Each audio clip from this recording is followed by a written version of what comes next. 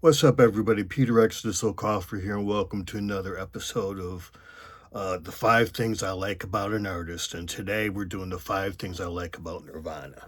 Um, yeah, talk about kick the door in and arrived, did their thing, and left. Tragic end there for Kurt Cobain, but hey, they made the best of the short time that they had everybody's attention, and they're still revered and icons today. I was just thinking before I started this, not on my outline here. I usually work off an outline, but back then I remember vividly because you look at history, music history, and everybody talks about you know Smells Like Teen Spirit. That video hits MTV, that song hits the airwaves, and everything changes. And hair metal and even classic rock bands are like, oh boy, we're in trouble. I remember that. Now I was more into hip hop and more into R&B, rock and Prince at the time, but they drew me in just like everybody else with Smells Like Teen Spirit. And honestly, this was before streaming. This was before now, you can spend 15.99, 9.99 a month and get all the, every song ever made for the essentially back then. The CD was 1999. So honestly, I knew the impact Nirvana had, but it wasn't until the early 2000s when I got a part-time job at Sam Goody when CDs were still the thing, and used my discount and got that Nirvana's greatest hits album. But that's what it was back in the day. You couldn't buy everything, or you go broke. 20 bucks a CD, come on, And eventually it came down to 9.99, but you could only I was a broke college student back then, but yeah, but I got the greatest hits Nirvana CD, and obviously now with streaming I've dived in and really gotten to know the band and fallen in love with them. Yeah, so what do I love about Nirvana? Well, number one, the thing I love the most is how they combines classic rock and punk. Respect punk like it.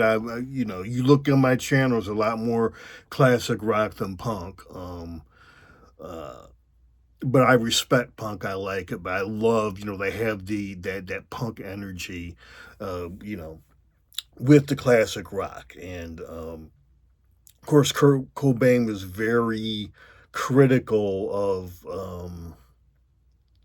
classic rock and the depiction of women. So, and yeah, different Nirvana dealt with women very, very differently in their lyrics. Yeah, they had a real stripped down sound. Nothing fancy, but great lyrics, great rhythm guitar. Um, uh, Trying to think of the drummer's name. You know what I'm talking about. Uh, yeah, great drummer, great bass player. All these guys were good at what they did. They worked really well together, all three of them, and you know, they're. It's they're legends. The second thing I like about Nirvana is how well they work together with the other grunge bands in Seattle. You had Soundgarden, Pearl Jam.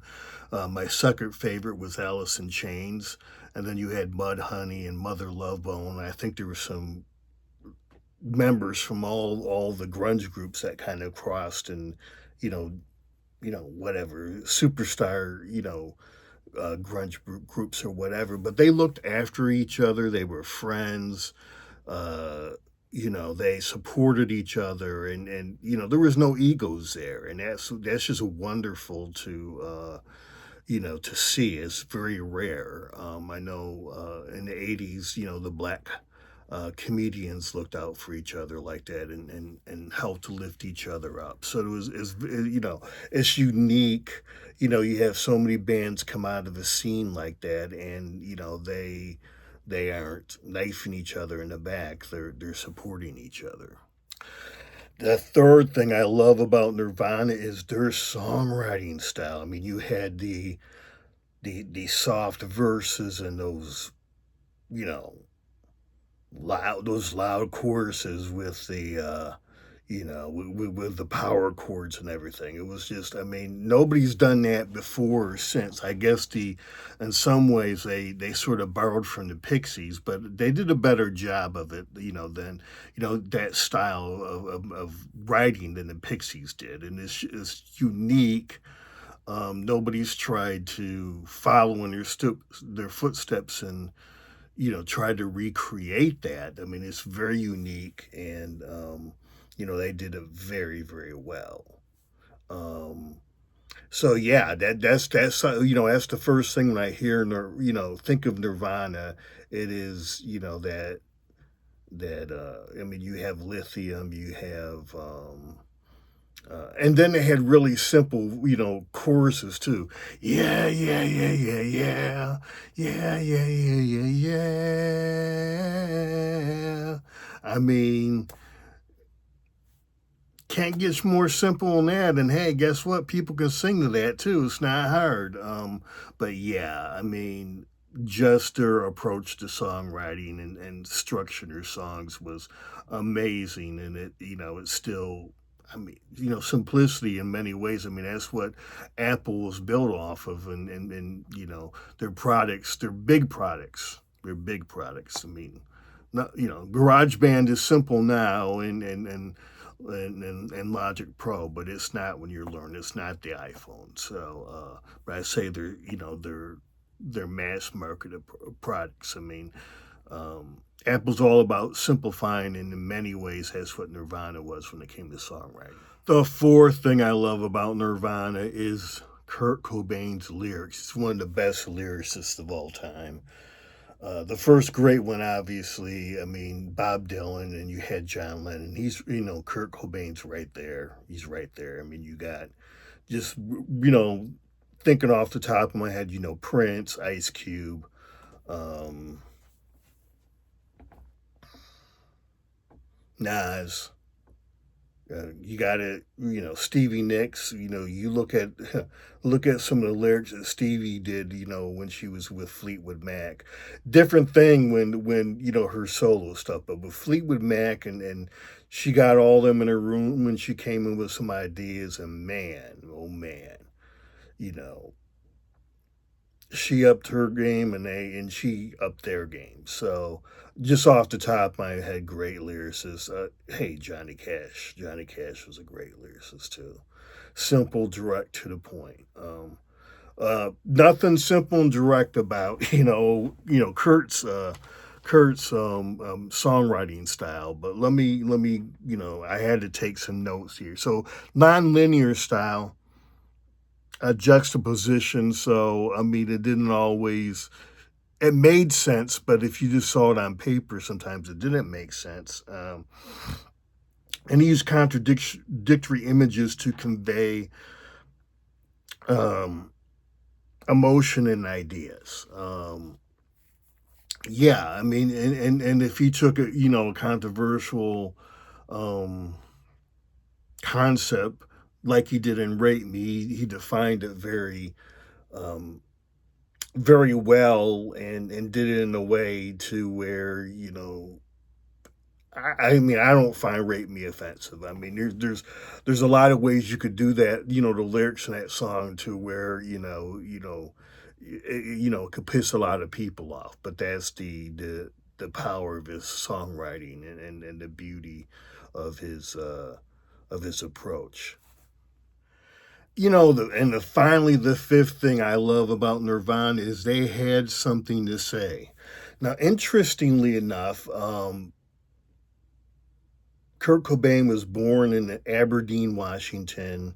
His dad was went out and fished. And what happened, uh, until the pandemic, the early, that 1980 79 or yeah, 1980 recession was the worst recession since the Great Depression.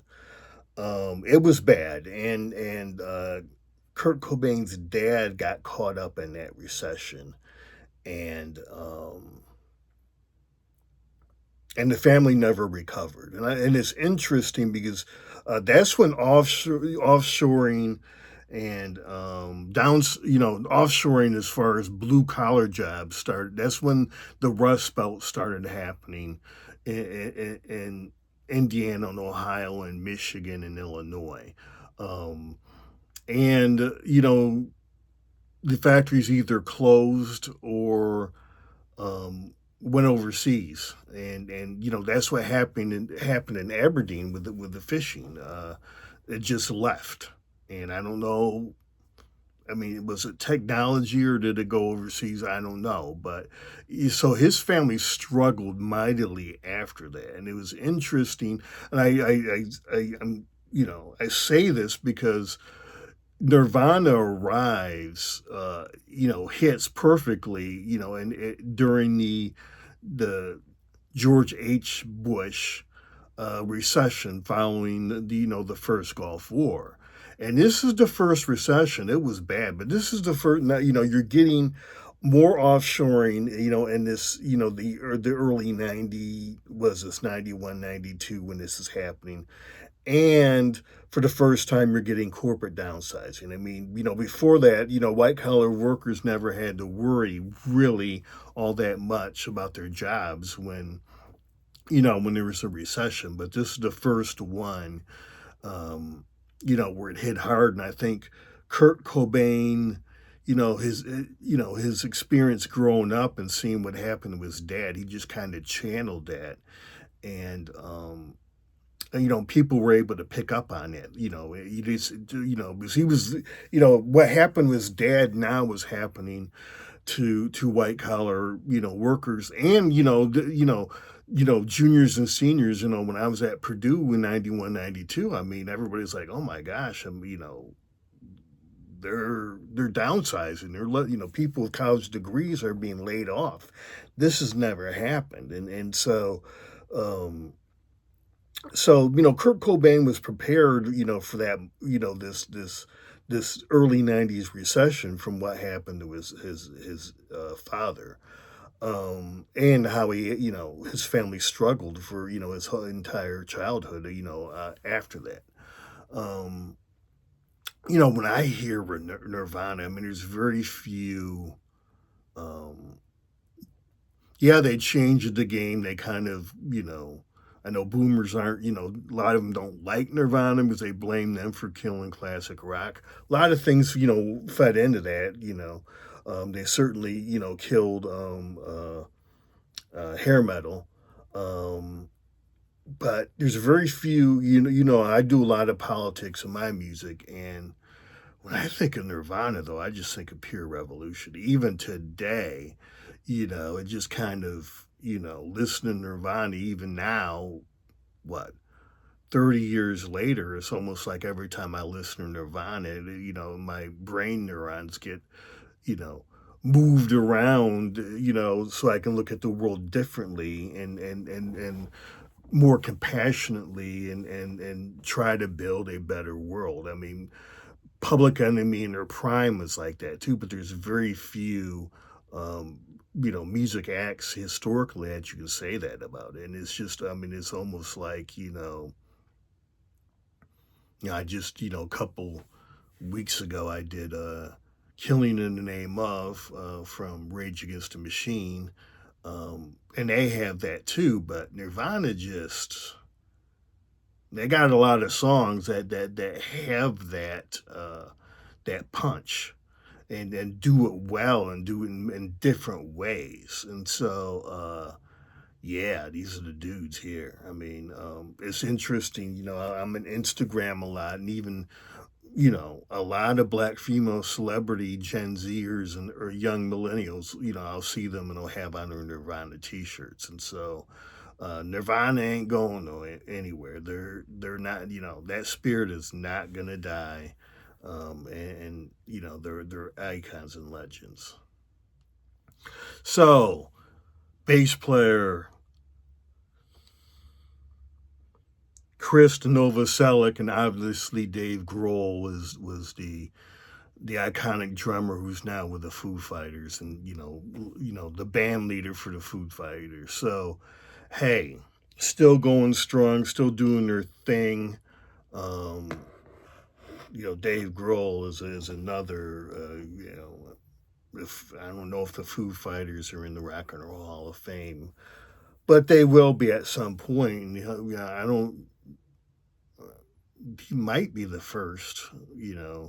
I don't know if the Traveling Wilburys got into the Rock and Roll Hall of Fame, because there's a bunch of Rock and Roll Hall of Famers there, and there's people who are in there for being in the band and the solo, but I don't know if anybody's been gotten in yet for two bands, and Dave Grohl might do that.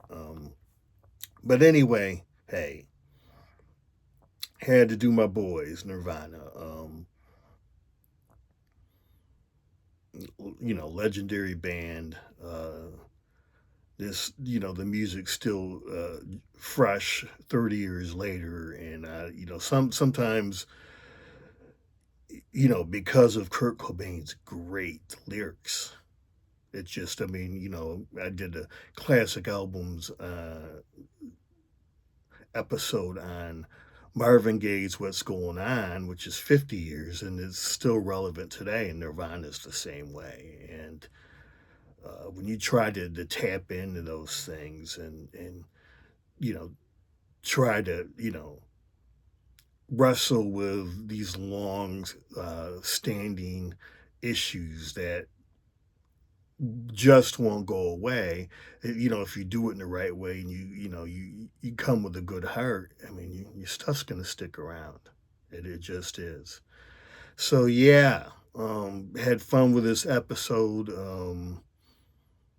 Never got to see Nirvana, but that would have been an experience. But yeah, so let me work on this close. I need you to subscribe to the channel, hit the like button, um, leave some comments. I got 5 of my own albums. They're here on my YouTube channel. I'm also on all the streaming services. My The name I use as a musician is Exodus, Xodus. I also have 2 science fiction fantasy novels and a novella on Amazon, and I write under the name Peter Exodus Okoffer. So thank you again, and I will see you next episode. Thanks again. Bye.